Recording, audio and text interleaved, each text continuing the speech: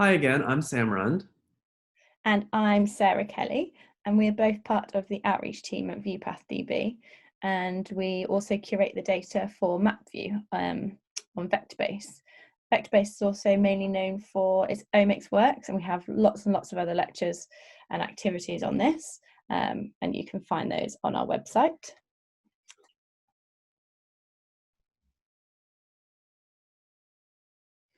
So now we're going to look at MapVEu, and MapVEu integrates genomic, phenotypic and population data for things like insecticide resistance, abundance, and all sorts of things like that, and pathogen infection status. You can find it on our homepage via these buttons at the top. Once you've clicked on MapVEu, you see this short introduction here. And then you can access the map via this button here, or this one here, and also in the tools.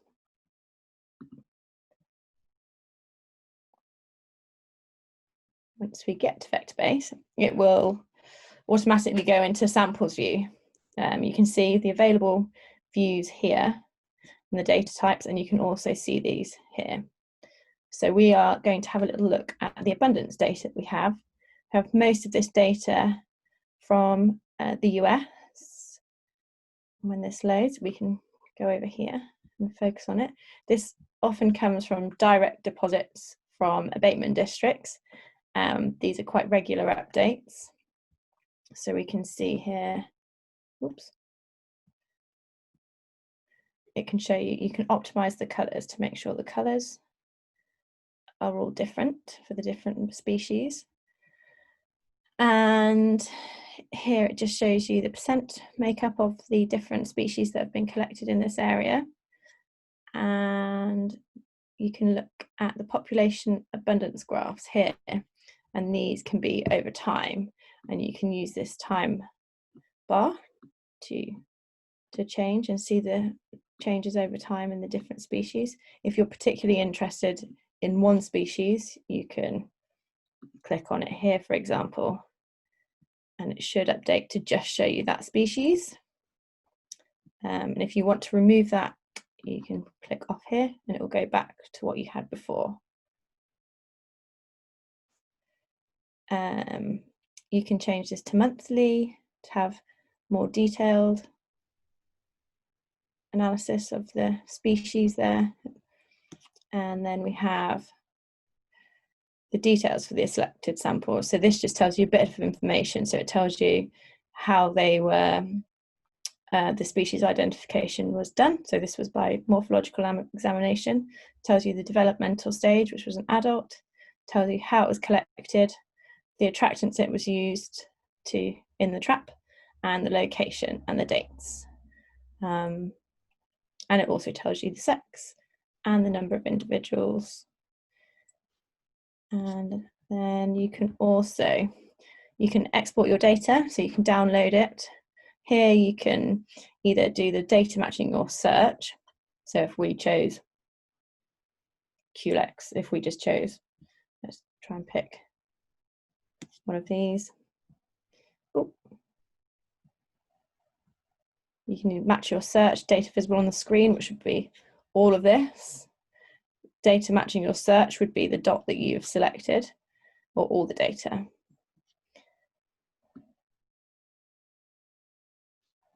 Now we can look at some other views in MapVEu. So we'll take a look at insecticide resistance.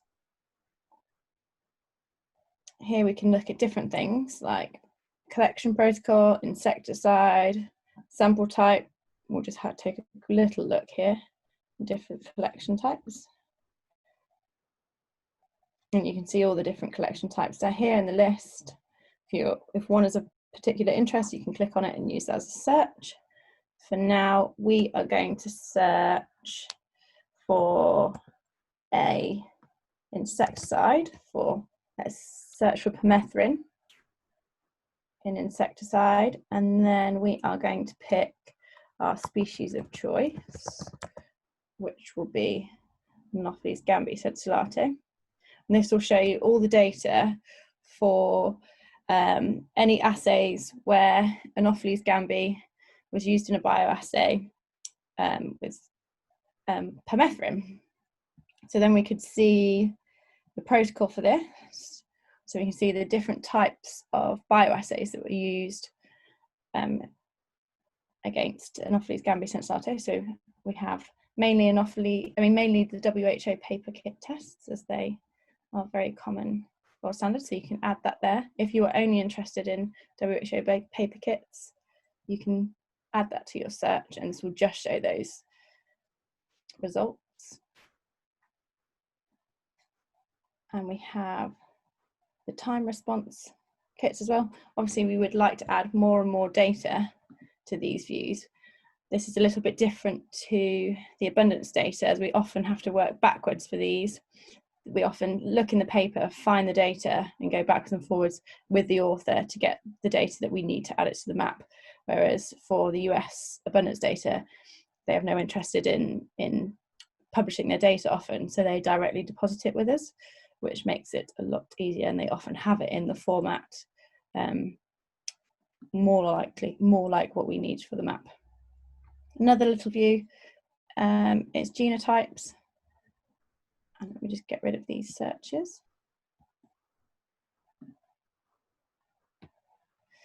And again, this can show you all the mutations associated with insecticide resistance.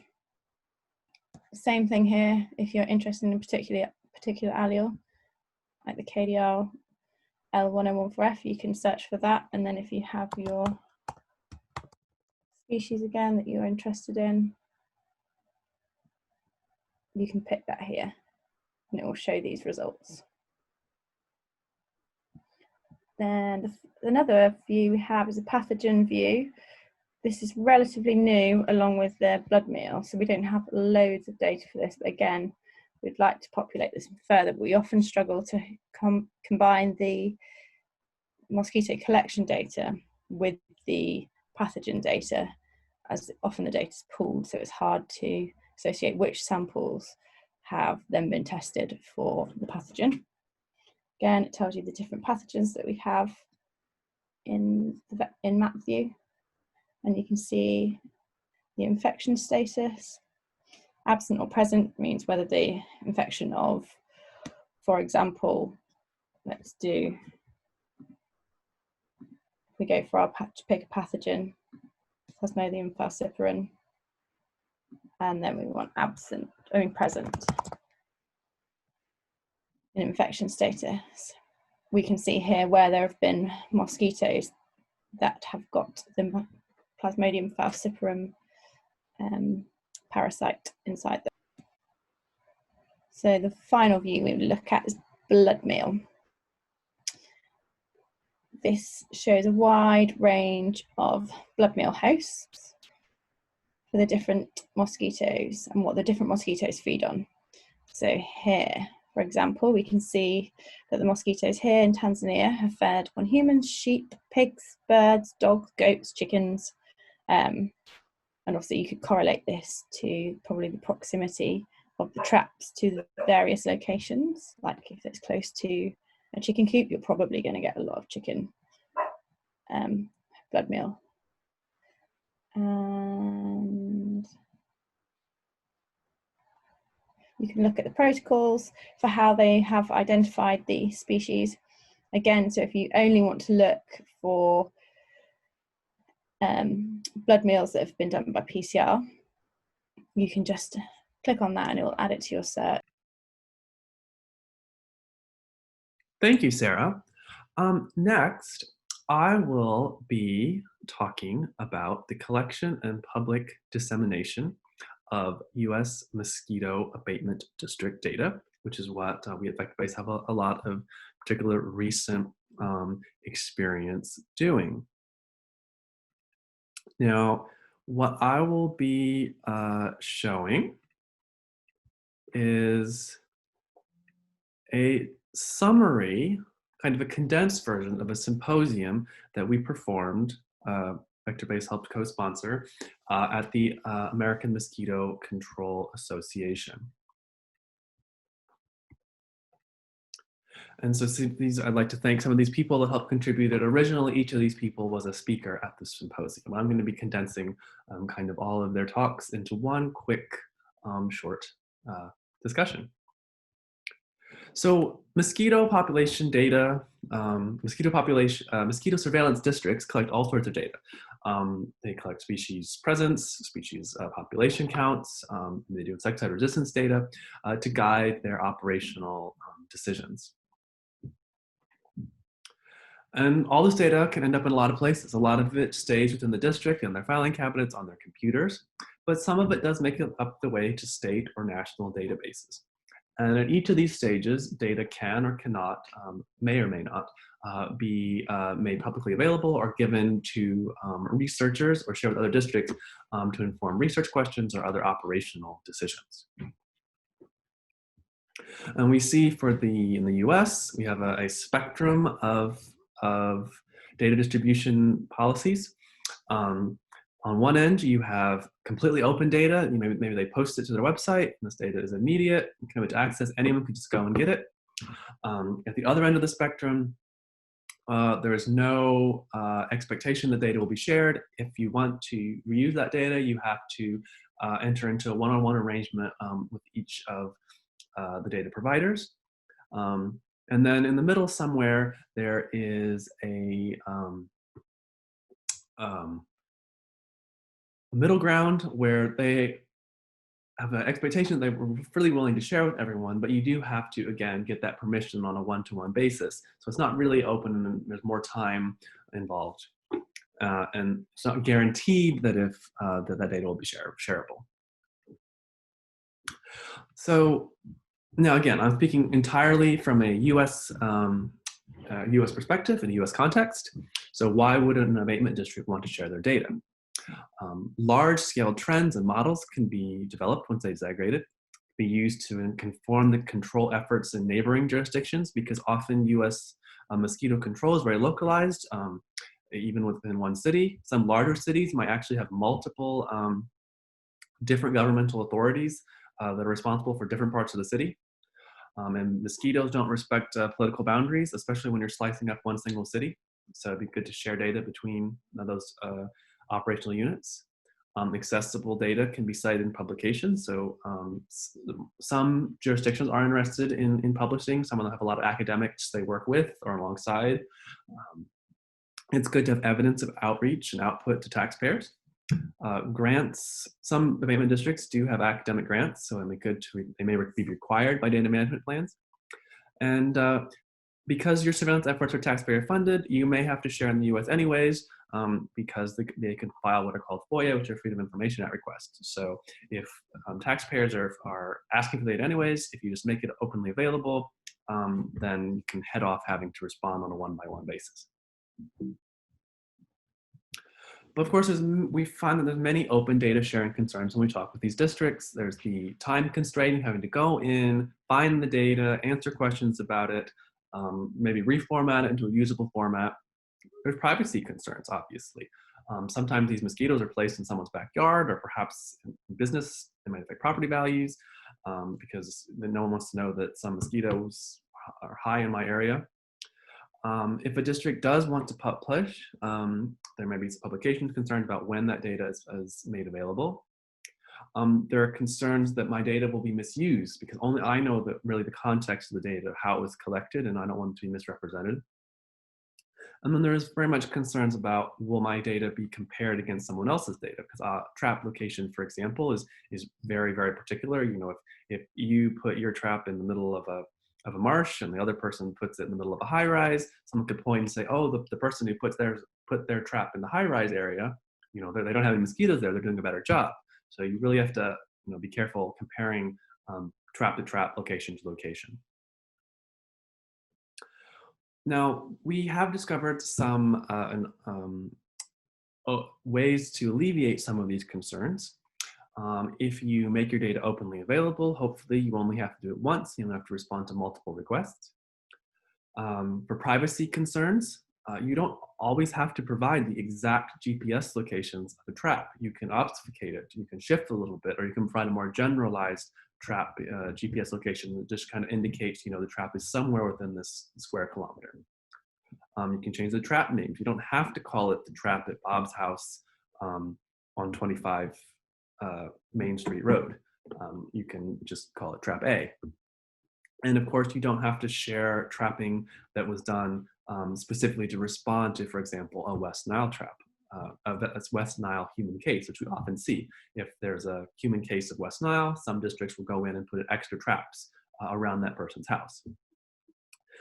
For publication concerns, you can have embargoes. We can only share your data once it's been published, and that obviously alleviates publication concerns. The concern that only I can understand the context in my data, and this is something that we'll talk about later in this session, is that the more metadata you have, the better you describe your data, then the less likely that someone will misunderstand it. And the same thing with my data can't be compared to someone else's data. If you have really good metadata, explaining how the data was collected and why the data was collected, then it's less likely that someone will misunderstand it and make an inappropriate comparison. So something that we did at VectorBase is we kind of wanted to understand in the US just how much data is publicly available. And this study is a few years old, but what we did is we attempted first to find all of the agencies in the United States that collect that are responsible for mosquito control. And like I said, some cities are split up into more than one. So in fact, there are at least 1,000 different governmental units in the United States that have some sort of official role in mosquito control. And we tried to go to the website of every single one of those if they had it. And at the time, we were able to find 95 agencies in 20 states that actually just published the data on their website in some format of at least once a month abundance data, and that they did it for at least a year. And you can see here in red some of this distribution. And now these data could be in a variety of formats. They could be in the data tables, maybe PDF or an Excel file. They could be in an annual report. They could be, some districts actually have websites, like Manatee County, Florida. They have their website you can go to, click on a trap and see their collections. Same with Iowa State. Some states aggregate data. So they collect data from their different mosquito authorities within them, and then they make a centralized report. And so once we view these 1,000 websites, I just want to summarize some just general findings. Data can be open, closed, somewhere in the middle. Many districts or abatement district authorities make their data available on their websites in various formats. As Sarah showed, VectorBase is one place where you can choose to make that data available in a common format. The more metadata you provide and the better standards you do when you adhere to those metadata requirements, the more use for your data will be and less prone to misuse. And simple steps can be made to minimize some of the sharing concerns. And there will always be concerns with comparing data between generators and understanding data. But again, using good metadata can help alleviate those. And we'll talk about what some of that good metadata means.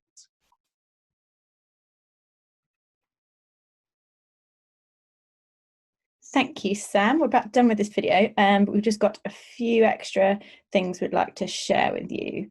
We have some interactive exercises and content in the next video on how you can think about recording data for best reuse, be that for yourself or for other either collaborators or other groups.